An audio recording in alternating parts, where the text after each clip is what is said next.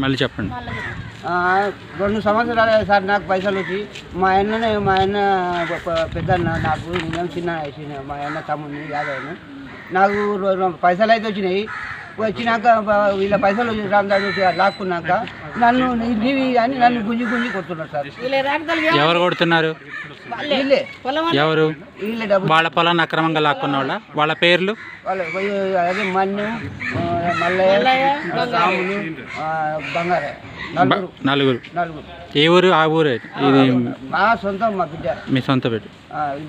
దరఖాస్తు కొట్టిపోయేది ఏంటి అది మా పొలానికి పైసలు ఇచ్చి మా పొలానికి పైసలు ఇప్పించుకొని ఇంటికి వచ్చి గుంజుకపోయి కొట్టే కారణం ఏంది అది చూడు మాకు. అది ఆ కారణం చూపించినాకనే మేము మమ్మల్ని పైసలు అడుగుతున్నారు వాళ్ళు.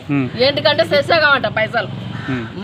మాకు 2 ఏళ్ళ పైసలు వచ్చి అర్ధెకరవి 2 ఏళ్ళకి పైసలు వస్తే నువ్వు 2 ఏళ్ళకి పైసలు వస్తే ఈ 2 ఏళ్ళ దగ్గర వీళ్ళది ఆపిండ్రు కదా. వీళ్ళది ఆపినంతసేపు ఏమనలే. వీళ్ళది పైసలు బయట పడ్డాక మమ్మల్ని విన గుంజుతున్నారు చూడుగా. అంటే వాళ్ళది నష్టం చేసిన తర్వాత మీ మీద పడ్డారు. అదేందో మా ఇంటికి వచ్చి గుంజుకపోయేది ఏందో కారణం మాకు చెప్పాలి. అది